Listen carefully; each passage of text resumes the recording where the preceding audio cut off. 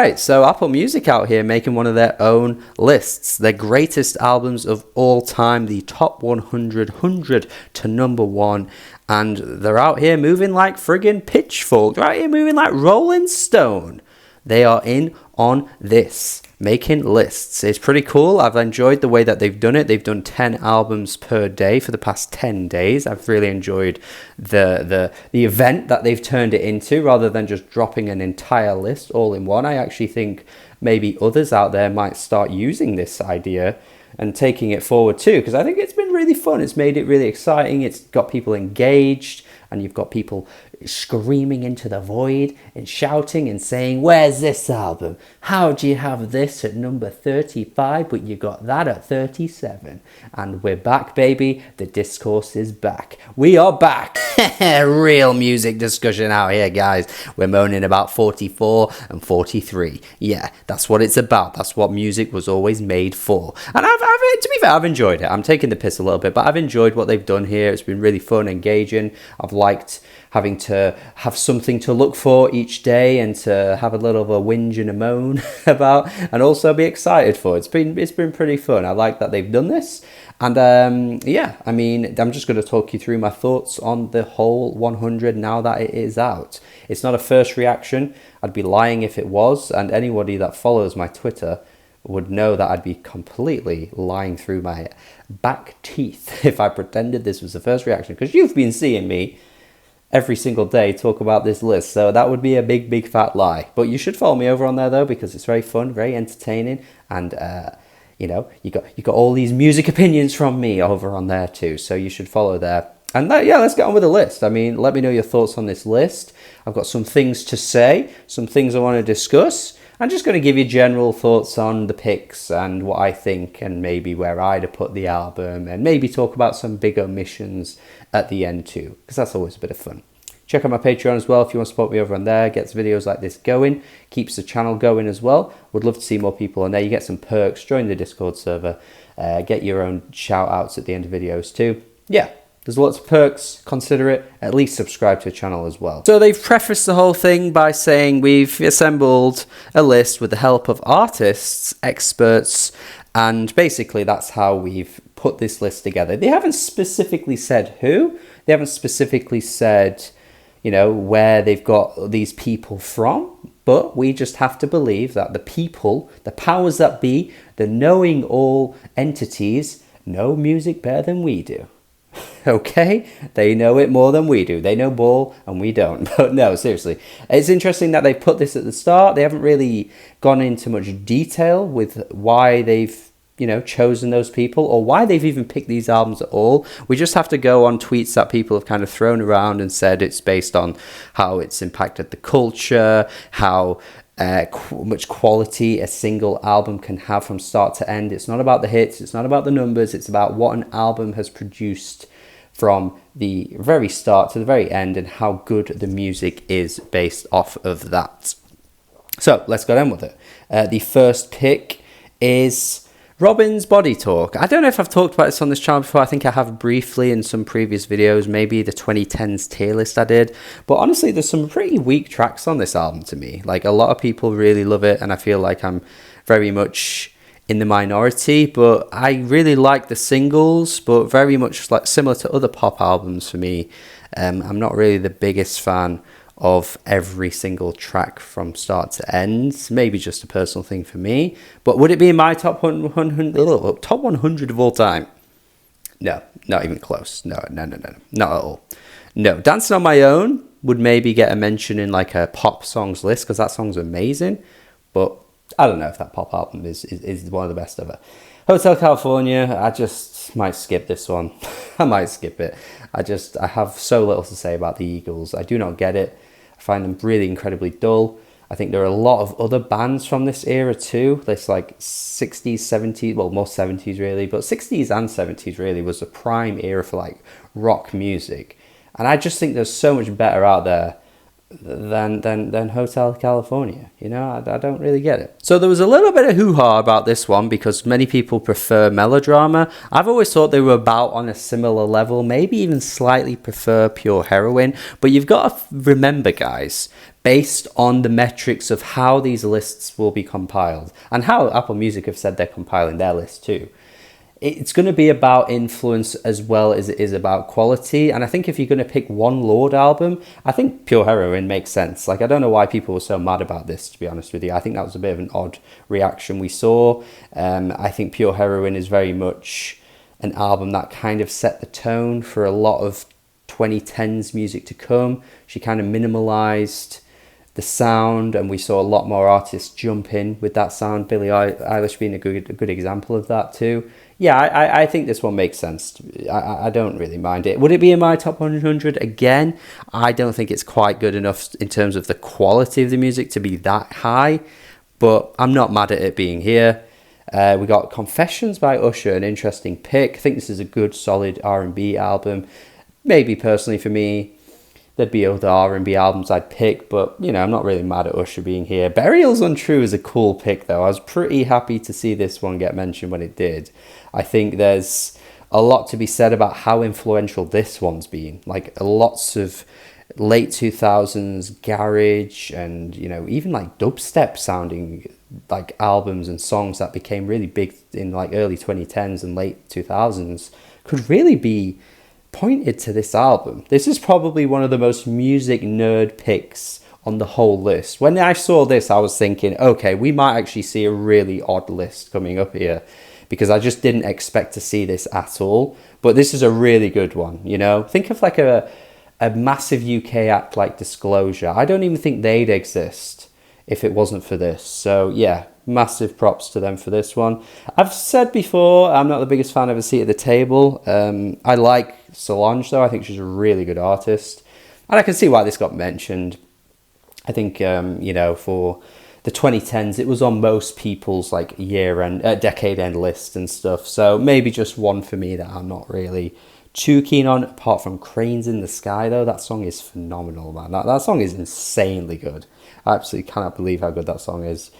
Flower Boy 92, this was a bit of a surprise as well. I did think when I saw this, I was like, oh, we're going to get some like Tyler on here? Like, that's pretty interesting. Not something I quite expected to see. But I'm happy about it. This is a like all-time summer album. I feel like anyone that lived with this album in 2017 and loved it from then, and even anybody that discovers it later on in life, you know, you can discover albums at any point. You don't have to be listening to them when they came out, of course. But I think people that have that nostalgic connection are always going to play this album whenever the summer hits. Like, as soon as it gets sunny outside, this is one of the albums that comes to mind for me where I'm like, I want to play this. It's the perfect weather for it. And I think it can be an album that holds that feeling of summer for eternity. And I think, yeah, it'll only go on to be more beloved as time goes on, I think. I think new generations coming through want some kind of fun, easy breezy hip-hop music, bit poppy, bit catchy, very summery. They're going to be flocking to this. This is an album that I think is very much worthy of this kind of conversation, just for that reason. And it's great. It was a great change of pace for Tyler. Would I have other Tyler albums on here instead? Yeah, and I think many people would say Igor should be here, which I'm not going to get mad at either. But I think, honestly, the fact that there's like 4 Tyler albums that could be here just kind of speaks to what, you know, how great of an artist he is. It doesn't really matter which one you pick, in my opinion. I think there was plenty of albums you could go for. Just in case I hadn't made it clear from the start, I won't be talking about every single album because this video will go on forever if I do that. But you guys will get a lot of detail regardless, don't you worry. We got Golden Hour Grammy Album of the Year winner, which was completely unexpected. I think this is a bit silly. It's a good album. I was one of its defenders at the time, and there were other critics that were really kind of pooping on it. And I get it. It's a bit simple. It's not the most, you know, like intricate album when it comes to like country music. It's kind of like country in a poppy way, maybe country for people that don't listen to that much country, if that's even a thing. I think this kind of album does bridge that gap for a lot of people. But top 100 of all time, like it's just not that good. I mean, come on, it just isn't in the top 100. Let's not be silly here. Doggy Style, Snoop Dogg, maybe in the minority here, but I've never really got with this album. I think Gin and Juice is great, and I really like Snoop Dogg as a personality, and Snoop Dogg as a feature artist, and Snoop Dogg as a character. I think he's fantastic. I love him, but when it came to his music, I just never connected with full albums, honestly. Yeah, wouldn't be in mine. Patti Smith, Horses, honestly, like, very much influencing a lot of your, like, alternative artists today. I even think Patti Smith, she influenced Kate Bush. I'm sure Kate Bush has mentioned Patti Smith before. But yeah, lots of great tracks on here. Yeah, I'm not mad at this one. It was very much one of those, like, okay, yeah, it makes it on all the lists. You can't really say no to it. 50 Cent, Get Rich or Die Trying. I just never got it. Like, I don't know, man. Like, that Many Men track, I think In the Club's fun. But, like, I don't know. I think we moved past this sound. I think it's a bit dated now. 50 Cent never really was doing it for me. The first few days weren't entirely controversial, but this was when the discourse started to really multiply on this crop of 10. Because you got NFR from Lana Del Rey, which, by the way, as of now, is only 5 years old. And there are some very recent albums on this list. I mean, Flower Boy, I mentioned and talked about positively, is only like, 7 years old? So, okay, fair enough. Maybe age isn't a massive factor here. But I just find it a little hard to believe that this is in a top 10 of all time. I'm sorry, man. I liked the album, but I just found it hard to believe that this would be in a top 100 list. I just don't really see it, man. I think we're going a little overboard here. Goodbye Yellow Brick Road, yeah, very good album. That one track where he like imitates the Jamaican though, or whatever he's doing, that is not okay. We did not need that, Elton John, and that's one of your biggest misses of your career. But the rest of the album, very good. You cannot fault it. Not my favourite Madonna album. I was really hoping we'd see Self-Titled. I feel like the more time moves on, the less respect Self-Titled gets. What are we doing? What are we doing? Am I wrong? Maybe I'm wrong, but I don't like it, and I want to see that on this list. Borderline, one of my favourite songs ever, man. And to be fair, Like a Prayer, the title track is incredible too. But yeah, I was just hoping we'd see Self-Titled. That is all. Burning Up, Holiday, bangers. What are we doing here too? This was just like, maybe they wanted to capture somebody modern and somebody of the streaming era, because they are a streaming service, of course. Let's not forget that. And Bad Bunny has taken the world by storm. Globally, he's absolutely massive. He's not particularly big in like the UK specifically, I've noticed. He does chart and stuff, but yeah, I think globally he's an artist that just touches so many bases and has some really good songs. Like, this is a decent album to me, but I think we're just stretching with some of these, bro. We're going a bit far. Like, this list of 10 was just where the list started to be a bit like, okay. What lists like this do annoys me, because I end up speaking negatively about albums that I like. I just did it about Lana Del Rey. I thought NFR, good album, right? And then SOS was also good. I like this album too. I don't think I talked about it in full on this channel, but I liked it. And yet what these lists tend to do, because they put it in a particular order to kind of get people riled up, it then makes you sound like you don't like the album. But I do. I did think this was good. But let me tell you something, guys. This album is 18 months old. Like, it came out right at the end of 2022, in December, and we're in May 2024. It's 18 months old. I'm sorry, but this is massive recency bias. This is a recency bias to a level I don't think I've ever seen any list do. Like, this is really, really bold to be putting this on here. And I'm going to go into a bit of a rant, guys, because let me put you on some game. I'm going to put you on some game right now.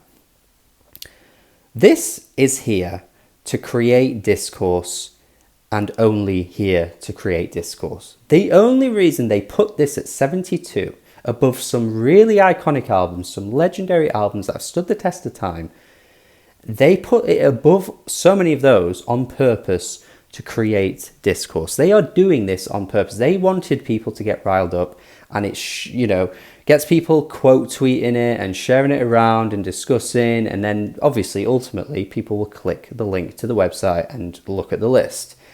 That is the only reason they've done this. And another thing they've done here is they've intentionally done this on this list with female artists. They are doing it with women more than any other artists. They're intentionally putting some really odd placements with specifically big female artists with massive stan bases online, because first of all, it will get all the stans going crazy and going wild about it because they're so happy to see their favorite on here. That's one of the reasons. But secondly, they're doing this on purpose because then everybody will look at this and scratch their heads and be like, how is SOS on a top 100 albums of all time? And those people will then quote tweet and start throwing their opinions out there. And then what happens, there's just constant jarring of attacks and people coming for those people, because it's like, oh, you're only saying bad things about the female artists, aren't you? Yeah, you just hate women. Oh, you are a misogynist because you just don't like SZA. And I saw people say this too. I saw people I follow say this, and I was like, what is going on? What are we doing? And I realized when I started to see this that this is what they're doing. They're doing it on purpose to make you all fight and make you all seem like you're something that you're not. But ultimately, people are very valid in critiquing this being 72 on 100 albums of all time. But they know, they got in the boardroom, they got down and sat down and put all the placements in a particular order on purpose because it will create the discourse. And annoyingly, they did it more with women than any other, like anything else. Like, they didn't do this with male artists, they just kept doing it with female artists with massive followings. SZA being one of them. And I will refer back to this bit of the video every time we get to another female artist that they did it for too. Because let's be honest, if this wasn't there, nobody would have really been that mad. Like, nobody would have been like, oh my god, where's SZA? Where's SZA, guys? Where's SZA? Nobody would have been absolutely mad that SZA's album from 18 months ago didn't make the list. But the fact that it is here created such discourse, and they're doing it on purpose. They're doing it on purpose with female artists. And you need to see through it. You need to see through it. Okay? Nobody's hating on women for being here. We're just commenting on the fact that this is odd. And then that discourse cycles through, and yeah. I think it sounded very tinfoil hat of me to do that whole thing. I know it sounds very conspiracy theorist, but I think they do this on purpose, particularly with female artists. Cool to see Velvet Underground make the list. I think it's very much valid to include this. If you're talking about influence as well, I can't really, get mad at that, because there's a lot of artists on this list that have been directly influenced by the Velvet Underground. So yeah, very important to include this. One place above it though is AM by Arctic Monkeys. Maybe a bit of like an American bias with this pick, because I think most Arctic Monkeys fans have recognized that the best two albums from the band is the first two albums, but this one kind of captured a bit more of that global audience, and they, really very much captured cast a bigger net, I guess you could say, with this album. And I get it, right? But to me, this being this high is really silly to me. But again, this being this album, I just don't really agree with. I think it's all right. I think it's a decent album. But top 100 all time, I mean, personally, I don't even know if any Arctic Monkeys album would be in a top 100 of all time. And I really like them. Like, I'm a massive fan of some of their albums. But yeah, it seems a little much. Right above it is Oasis. I think it was obvious we were going to see Oasis. I don't really see it. I think there's some great tracks on this album, but living in the UK, it's just been so overplayed to the point where I'm just kind of sick of hearing some of the songs, and some of them just aren't really as great as they once were when you first hear them, because when you hear them 100 times in a week, just walking around anywhere, you're going to get sick of it. But again, would this be in my top 100 of all time anyway? I don't think so. I think Oasis were never that good. But maybe saying this in the UK would get me shot.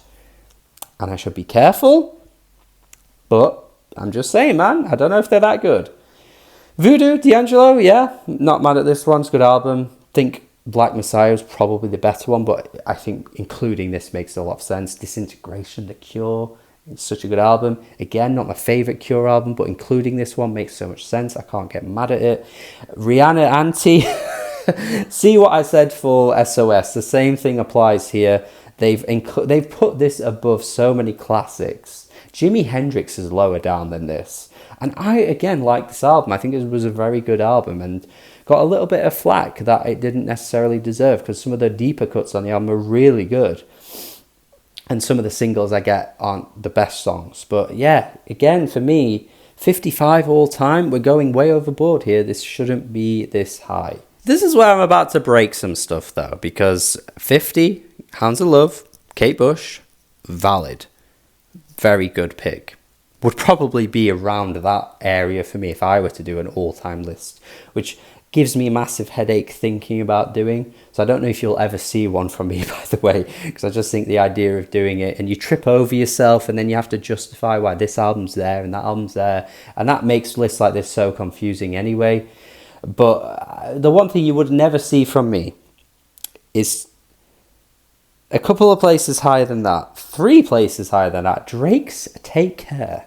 In what world, my friends, is this valid? What are you doing? Take Care above Kate Bush. No Kate Bush album, really. Like, it doesn't matter. Whatever friggin' my eyes have gone. This is the amount of stress it's creating, guys. My eyes have gone weird. No Drake album. No Drake. No Take Care. No, should be higher than any Kate Bush album. I'm sorry. That's not even hating on Drake. It's just showcasing how good Kate was. She's a brilliant artist, and Drake doesn't have one album that even touches Kate's discography. And the OVO hoes, the OV hoes can come at me. I don't even think they watch my videos, but it needs to be said because there is no Drake album that should be here this high. No. And just in case anyone did wonder, no, the Kendrick-Drake beef has not influenced my opinion there. I'd have said that a year ago. I'd have said that 2 years ago, and 3 years in the future, I'll be saying that. And honestly, in terms of Drake's longevity, I think we'll be looking at him a lot differently in 5 to 10 years. I really do. I think he's going to be remembered for a hit maker of his time, but I don't think his albums will be remembered in that kind of conversation. And that is a conversation maybe for a separate video entirely, but I will stand by that, and I am waiting to be vindicated because I just do not see any of his albums living the long in the long term, basically. Stevie Wonder, however, will always live on, and I was very happy to see this. Now, this made me think, oh my god, they're only putting one artist album per artist for the list, and I was thinking, holy moly, they can't get it wrong here. They have to have songs in the key of life. Well, spoiler alert for later, they might do Talking Heads Remain in Light. Very good album to me. I've always thought that side B was a little weaker compared to that side A. That side A is relentless. Like, that is one of the best side A's if we're talking like the vinyl era and how music was produced back then. That is incredible. Side B has got some good tracks on it, but I just wanted them to keep up with that energy for the whole thing. I would honestly call it like one of my favorite albums ever, I think, if it did. But that to me is why some of their other albums, in my opinion, are a little bit better, to be honest, for me. Control, Janet. A little surprised they went with this one. Not that I don't, actually, I'm not that big of a fan of Control, but I think she's got quite a few albums better as well. I think if you're going to go with one, Velvet Rope is right there. I think that's the obvious one. But for me personally, Janet with a period, full stop. That's the one. That's the one right there. So many good bangers on there. But Kid, very good Radiohead album. Can't really knock it. It was always going to be on here. This is an album. I like Biggie a lot. I like his style, I like his flows. I like his attitude. In terms of his albums, I never really fully fell in love with any of them, though, to be honest. Similar to Tupac, actually. They're very similar in that regard for me, where they've got like incredible standout songs. But when I sit through an entire album, I've never completely been in love. But that could just be something I shouldn't have said publicly, because I may get shot again. We've got Alanis Morissette. I'm standing on business with this one, though, because I just do not get what makes this album so good to people. I find her voice a little annoying. She really overdoes it. She's one of those vocalists that's just enunciating every like syllable down to like the really like nitty gritty. It's like you don't need to overpronounce every word, and I just find it gets a bit annoying. So for me, I never really understood why this was so big. And another thing as well for this completely by this being here, it completely excludes any Fiona Apple, any Tori Amos, because it kind of is representing that 90s alt girl. And to be fair, the numbers back it up. This was a massive album. It sold insane amounts of numbers. But it is just a little bit of a shame to me that it occupies a space where you could have When the Porn, or you could even have Fetch the Bolt Cutters, because they've had albums from 4 years ago, loads on this list, less than 4 years ago. So a little bit of a shame that we end up taking that spot with this. PJ Harvey would be another good example. Like, there's so many good 90s alt pop girls that have lived on and I think have, you know, stood the test of time better than this album. So it's just a bit of a shame that we lose those placements and gain this instead. You know, Little Earthquakes, Choir Girl from Tori as well. A couple of albums there, a few albums from Tori and a few albums from Fiona I would just prefer to see above this. But let's move on. What are we doing? Not only is being on this list at all incredibly generous for this album, that's one conversation, but to be 30th of all time is outrageous. What are we doing? This is above Kate Bush. This is above Nas. This is above Bjork. This is above Stevie. This is above Talking Heads. This is above, like, I just can't believe it. What are we doing? Again, I thought this album was all right. I thought it was all right. I thought it was decent. Some good tracks on it for sure. And obviously, again, it's resonated with a lot of people and it's sold really well. But goddamn, I just had to hit a point where I was like, okay, we're feeding too much into the discourse by giving Apple Music what they want, by going overboard with this album and coming at it. Because again, go back to my point with that I said with SZA, it applies here as well. They've done this on purpose because if you dare to critique Billie, you'll just get an ambush of all of her stans and you're saying, you know, oh, you're attacking a young woman, you know, you just hate that she's successful, blah, blah, blah, blah. No, it just shouldn't be this high. And being on the list at all, I think is unreasonable for this album. I just do. We got Tribe, though. Hey, we got Tribe, baby. Let's make it more positive now. Low End Theory.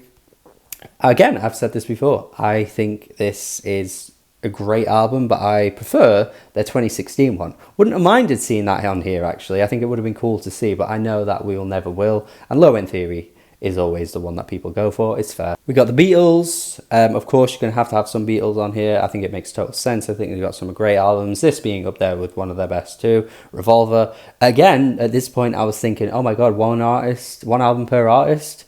Ooh, interesting. But we later find out, spoilers for the later on in the video, that it doesn't end up being that way. This is cheeky. You know, the whole Beatles versus Beach Boys debate that people have nowadays, and how Pet Sounds some people think is better than all of the Beatles' discography. I've seen that argument get brought up a lot. Not saying I think that, I don't think it at all. But yeah, a little cheeky that they did that over Beatles, a little cheeky there. But Pet Sounds, you can't deny it. God Only Knows. What a song. Wouldn't it be nice? I Know There's an Answer. Sloop John B. Brian Wilson was putting his soul into this album, man. Unbelievable. So many great songs. Dr. Dre. You see what's coming up. We're going to get to that one, don't you? Don't you worry. I know you're waiting. I know you want me to get to it. Dr. Dre, The Chronic. I had a bit of a hot take about this one. I actually don't really like it that much. I think a lot of Dre's lyrics are a bit not good, actually. I don't think he's... I mean, he was never like a rapper first, was he? And I think it's just so generous that he gets in these conversations. I just do. I think because he's a producer and because his production was so iconic and so important for music, that when you hear him rap, he's not a bad rapper by any means, but he's not a great one, and a lot of his lyrics aren't really that great. I just always thought it was a bit generous that this album got included in like such high like esteem conversations. Like to be in this conversation is so highly regarded, and I don't know, I think there's some great tracks on it, but for me, I think maybe too high. 19 all time, I don't see it. We're doing it again. We're feeding the discourse. We're feeding the beast. We're feeding the discourse, guys. We are doing it. Come on. Just, all right. No album with Shake It Off or Bad Blood on it should ever be in a greatest albums of all time discussion. I'm just going to say it. I'm going to say it. That's it. And if we want a really hot, steaming, spicy take, Welcome to New York 2.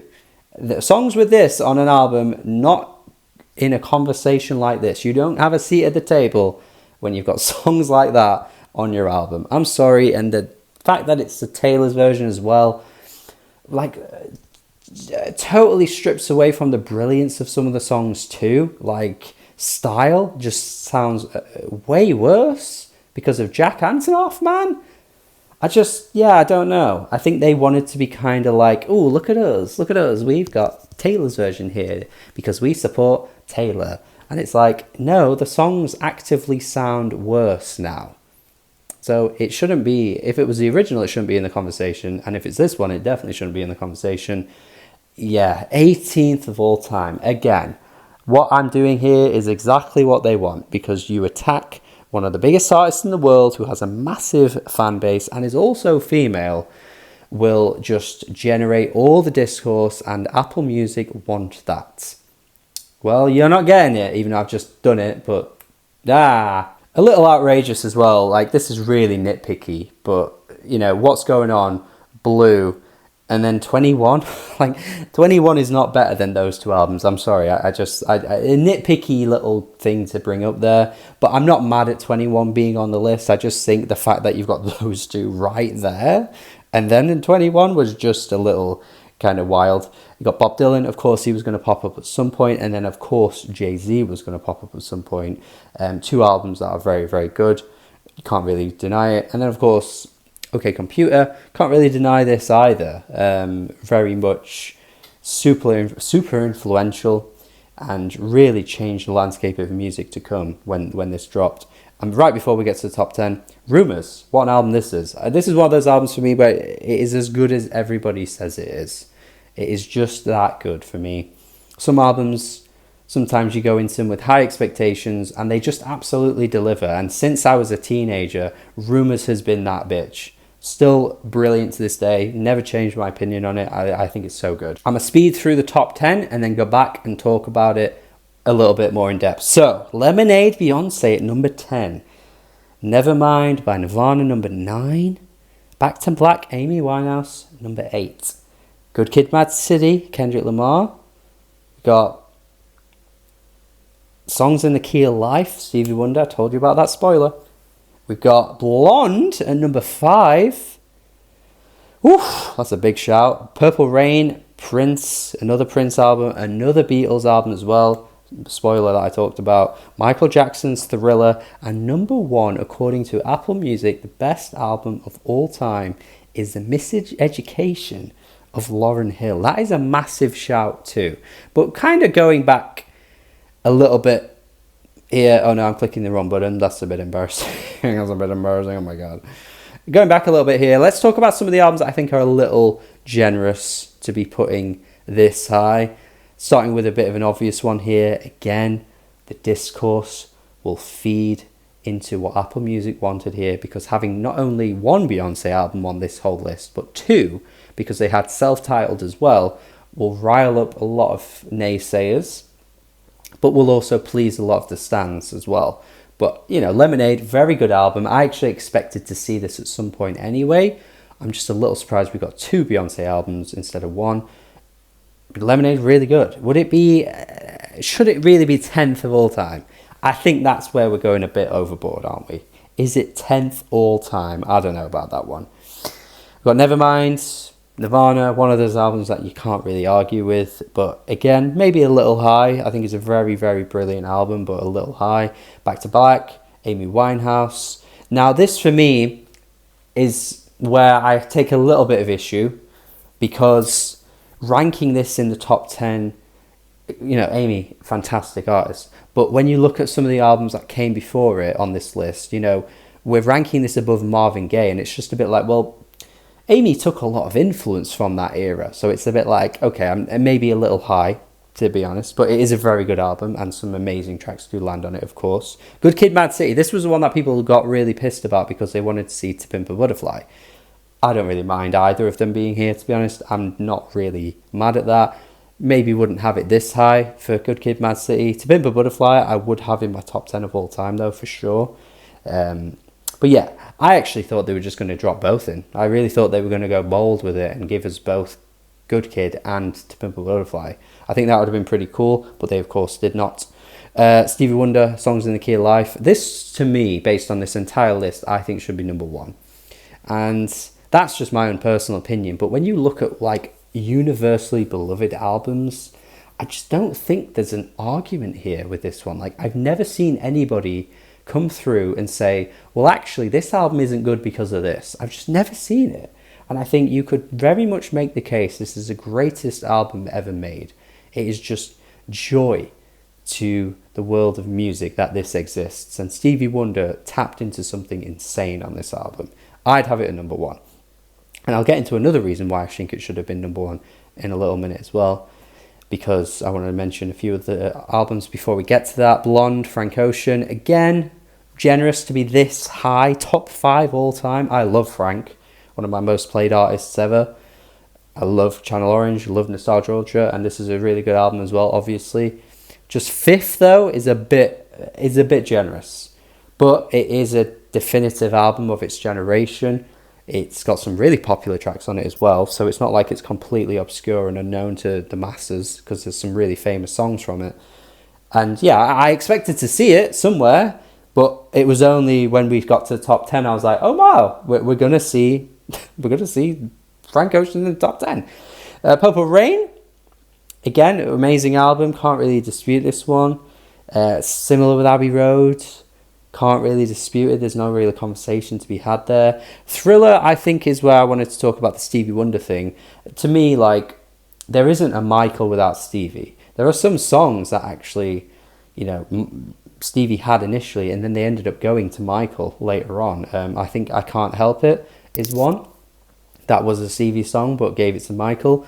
So, and even just through pure influence, just listening to the vocal melodies, just listening to how Michael created a lot of his ballad songs, Lady of My Life being on this album too. They're just so Stevie. And I just think, for me, with Sick Cold being so high up on this list already, I'd have had this lower down and then Stevie higher.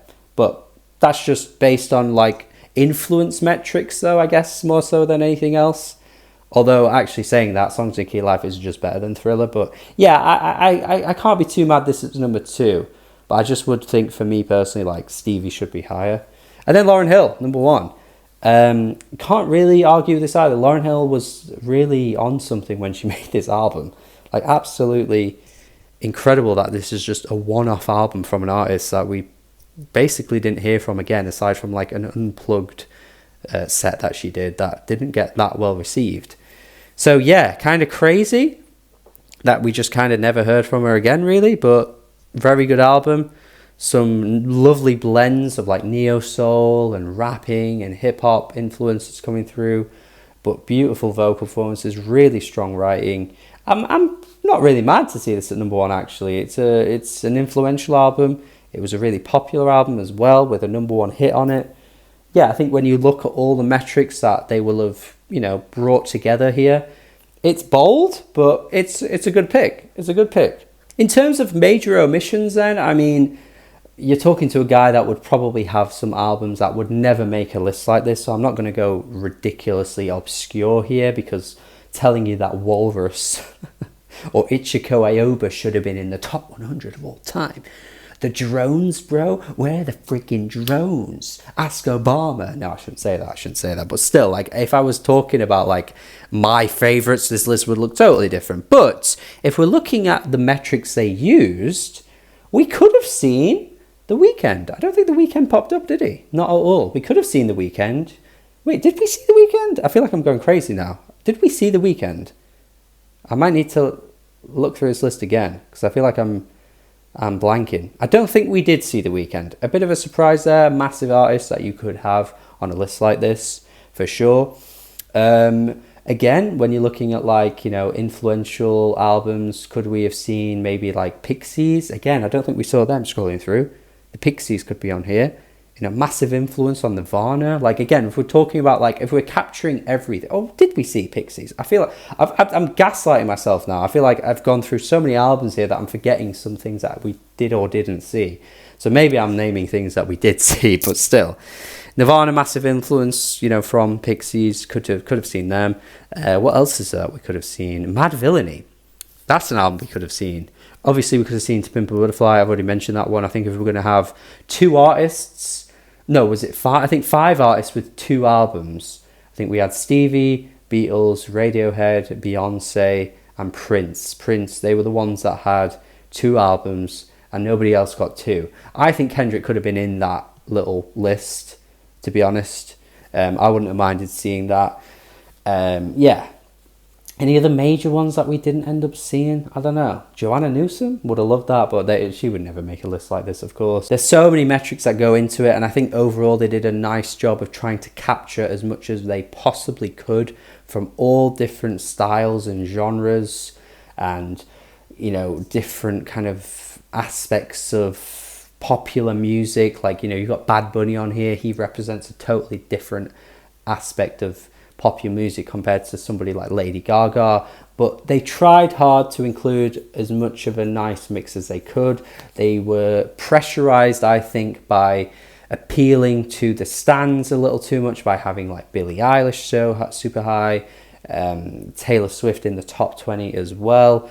But I think overall, with them trying to create that discourse with all these female artists, a little annoying, but they did a relatively good job. I mean, a lot of very familiar faces. I think if you've ever read a top 100 albums list of all time, you'll have seen most of these pop up.